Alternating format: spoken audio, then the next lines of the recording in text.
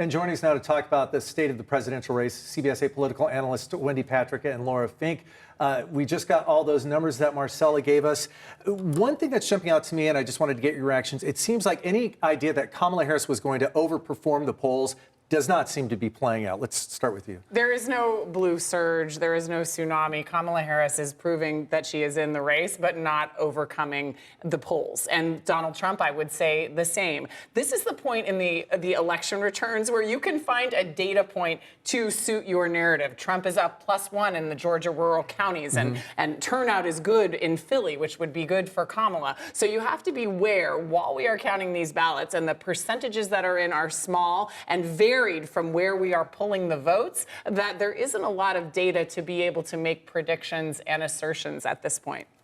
I'll tell you, the one thing that has surprised me is I feel like former President Trump is overperforming given the press that's been leading up to this day. And maybe that's part of it, is there was such momentum behind Kamala Harris when she substituted in for Joe Biden that I always wondered, is that momentum going to translate into math?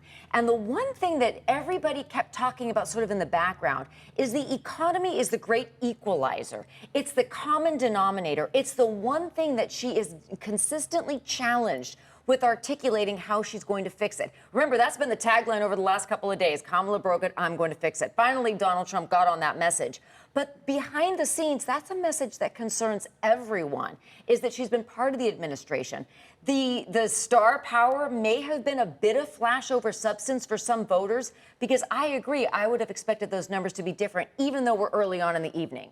What do you think about the fact that so many votes were cast before the last week? Because the last week, people who are late breaking are absolutely going for Kamala Harris. So early voting really may be favoring Donald Trump in a big way this year?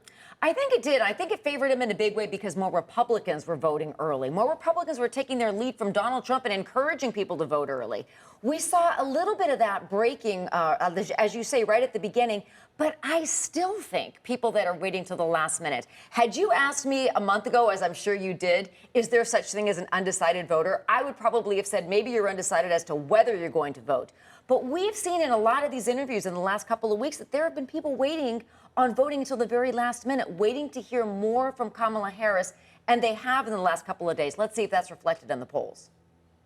Well, Trump had a terrible week. So he had a terrible week. He fumbled the ball. That said, the data shows that the math has been tied for months and months and months. And so either the pollsters are all collectively getting it wrong, or this is going to be a close race. I think we had, the Ann Seltzer poll that showed Kamala up by 3, but the remaining polls have all shown it to be deadlocked. So it is not shocking that we are clawing each vote in, and both sides are seeing, a red mirage or a blue wave. Like the talk is all cheap right now with the elections, and we have to wait for those votes to be counted. But I do think the economy looms large.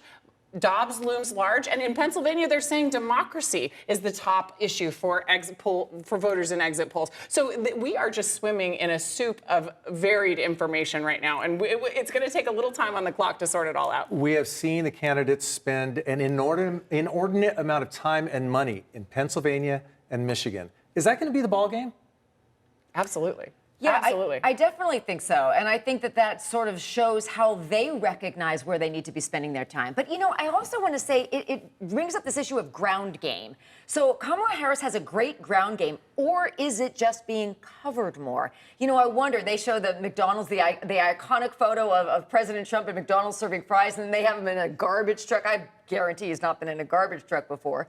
But you think about resonating with voters, making them more realistic. You've got Kamala actually phone banking and participating in the ground game.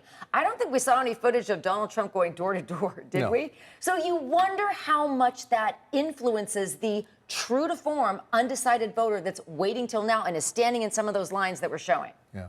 Well, and you have your high propensity voters, your voters who vote all the time. And the polls were showing Kamala was doing a little bit better. Trump was counting on specifically younger men who maybe don't vote as often, but would be inspired by the performances that you're talking about, by his appearances. So he was banking on a strategy that was higher risk. Now, we don't have the data yet to say whether or not these men are showing up to the polls, but he is performing according to what the polls predicted. So the pollsters right now can, maybe they can't break out their cigars yet, but they're doing pretty well. I'm not going to lie. I was hoping for it to be an early night. It doesn't look like that's No. going to happen at all. So we No. might as well. I've got a couple Celsius. I got one for you and one for you too. So that if we're here good. real late, we'll still be awake. So Laura, Wendy, we'll keep checking back in. Thank you so much for that.